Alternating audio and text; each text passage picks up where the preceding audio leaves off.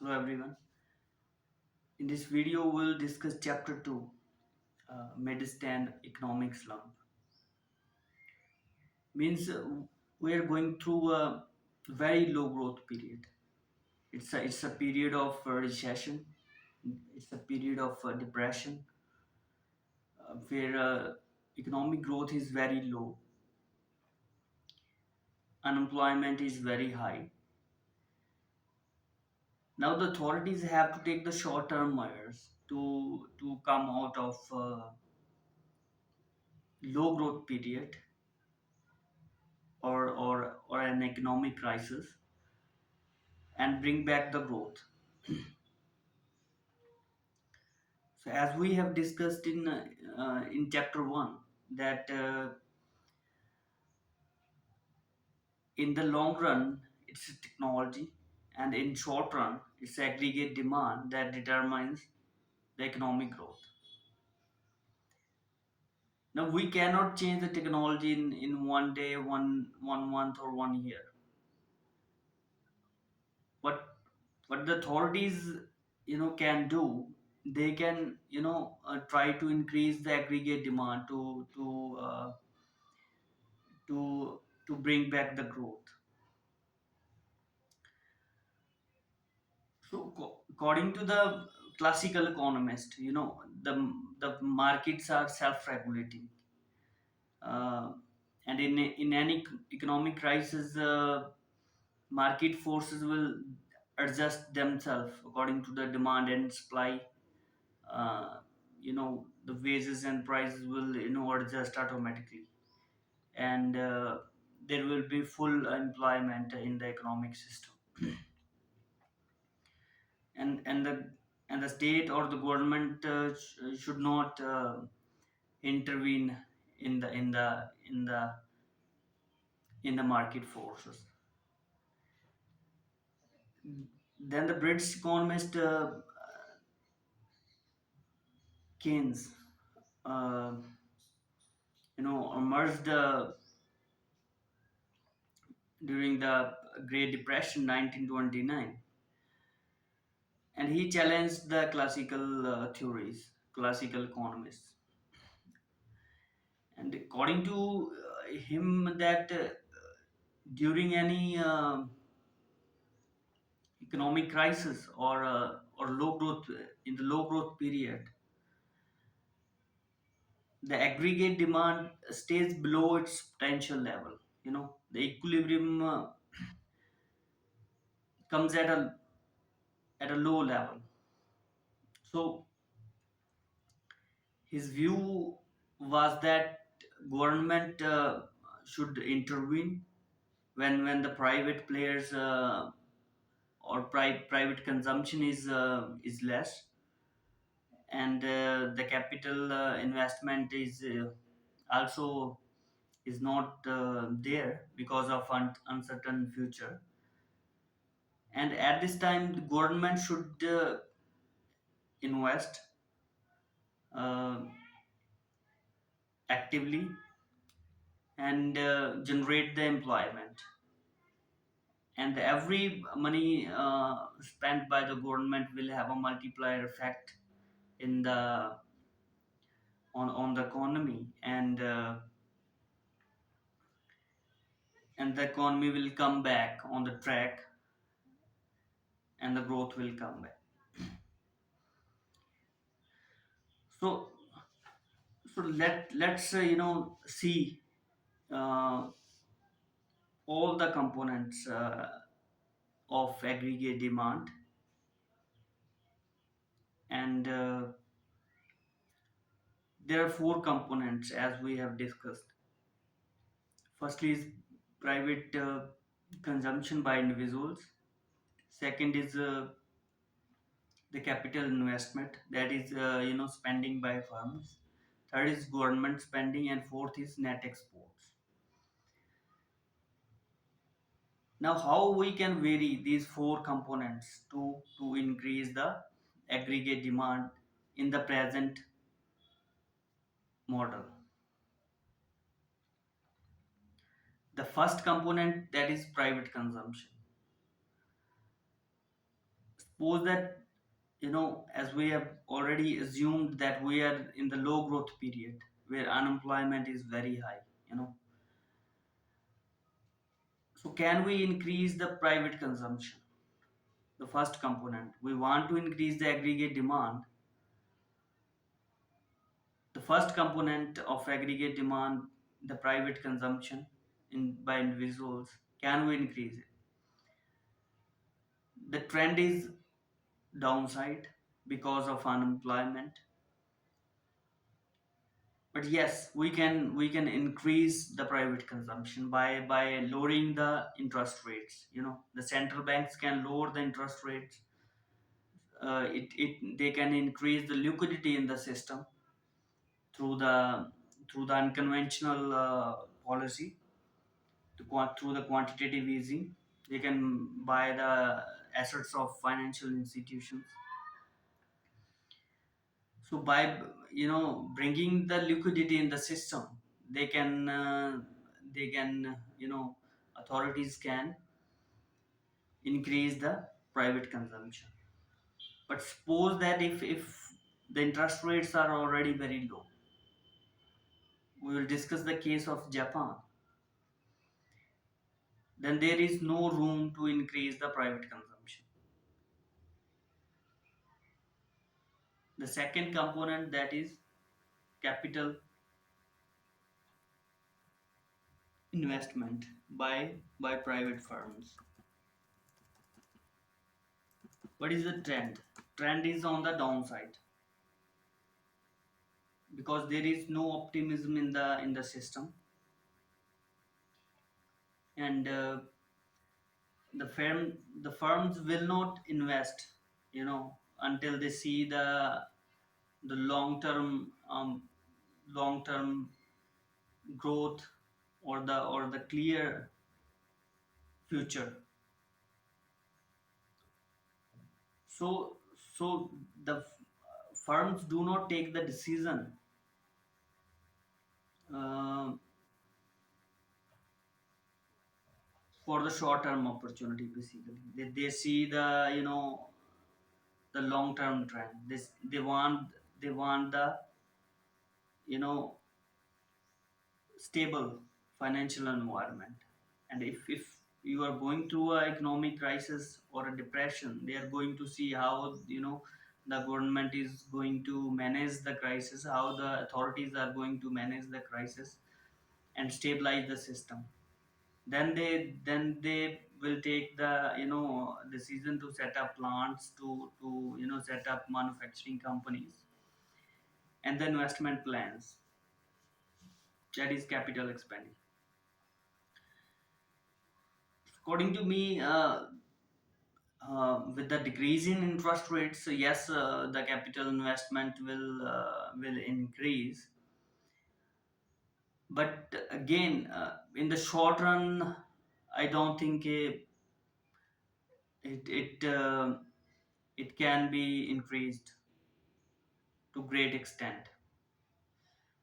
Now let's come at a third point, that is government spending or the fiscal policy of the government. What is the trend? It depends upon the market type. Basically, if there is a socialism kind of thing, then there is complete control of the government, and government will intervene, government will spend. But if there is a free market economy, then government intervention will be a question, or you can say that not be that much. We'll discuss the present. What is the present model. Now, fourth component is net exports. It can be positive, it can be negative, but if you are hit by a global economic crisis is there, you know then the demand in every country will be on the decreasing trend. So it won't be easy to increase the exports. And if the country the economy is closed one, then there will be zero exports. But if there is open economy, then the exports can be increased. But again, the sudden rise in exports is difficult, because it depends upon the various factors like the competitiveness of the country, labor market. So so this component is also is not going to work in the short term. So we have two options basically, in the present model, to increase the aggregate demand. The first one is to decrease the interest rates,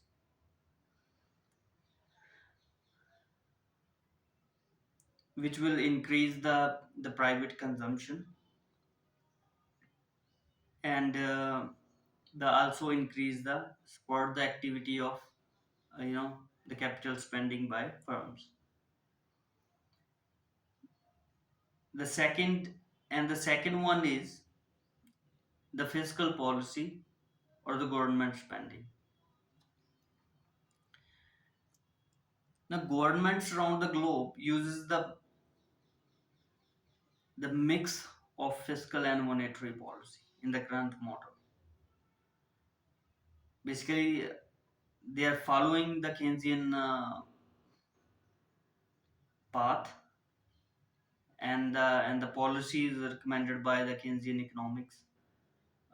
Basically, at the time of economic crisis or low growth period, the government should intervene.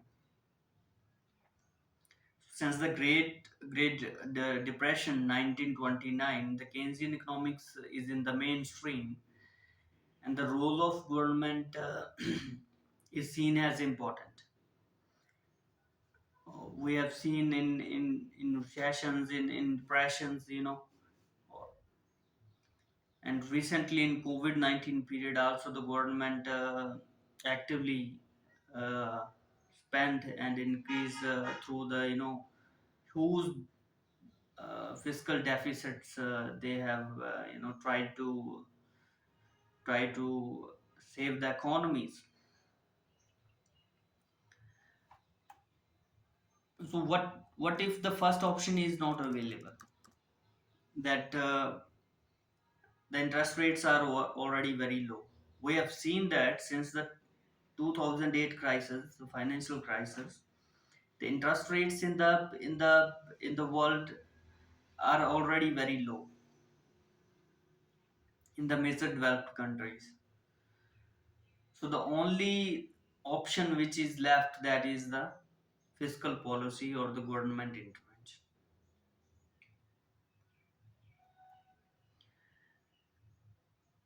Let us discuss a real world example, that is example of Japan. Japan's uh, economy from the start of this century, it has no growth basically. The government has tried both fiscal and monetary policy, but it failed to spur the growth. First option, interest rates are already very low, or you can say near zero or negative in the Japan. Uh, and and at the start of this century, they have used the quantitative easing so much, you know, increase the balance sheet, but they are unable to inflate the economy and bring the growth.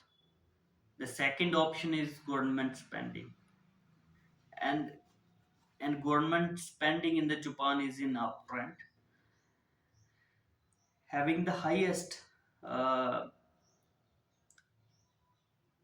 GDP to debt ratio or you can say that highest public debt in the developed nations, leaving no room of the the further government spending, as there is already huge debt government has accumulated. So both options are not helping the economy of Japan. The economics that was the monetary easing and the fiscal stimulus and uh, the reforms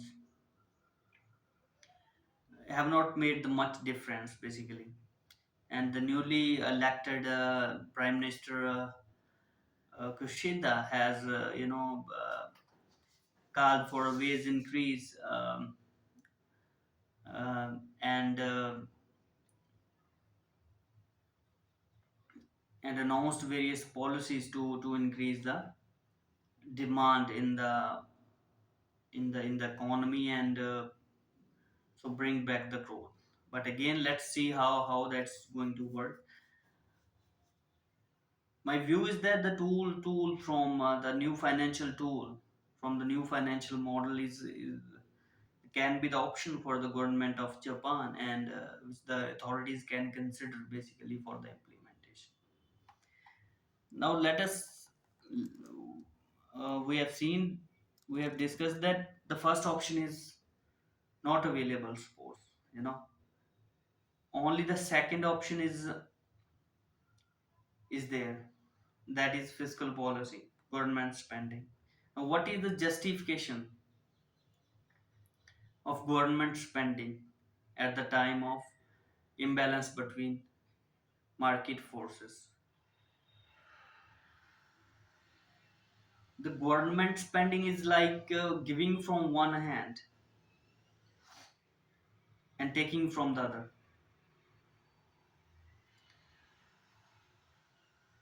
Government does not earn itself, as the the individuals earns through the income, and the entrepreneurs earn through profit. The government's revenue is through the taxes on the individual, first component, and on the firm's second component, or through the borrowing of money. Increasing government spending means government would need the more sources, and which can be raised through increasing the taxes or increasing the borrowing. Increasing taxes will decrease the private consumption as well as investment activity, and borrowing means debt needs to be repaid along with interest, you know, in the long term. In the long term, the second, increasing government spending means increasing the role of the government. This means increasing the size of government, increasing the bureaucratic control, and this will bring down the economic productivity basically, compared to the private or market forces.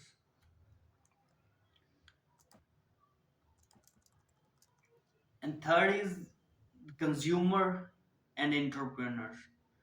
They have self interest. I want a consumer want to buy something because there is a need, or a entrepreneur is producing because he want to get the return on the investment. So they have the self interest. The government has no self interest. So government won't think the way before making any decision on the spending, as the individual or entrepreneur will. So government spending won't be that much productive.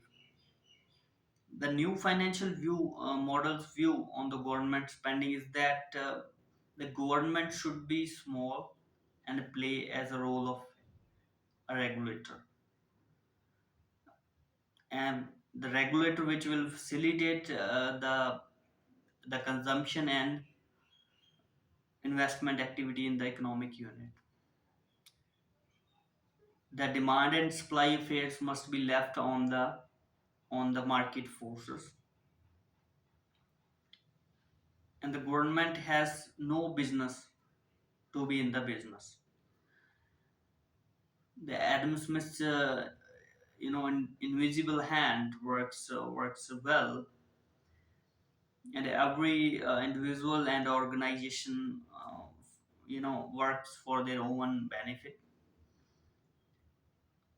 and self interest and the freedom of production and consumption acts in the best interest of the society and organized or economic unit.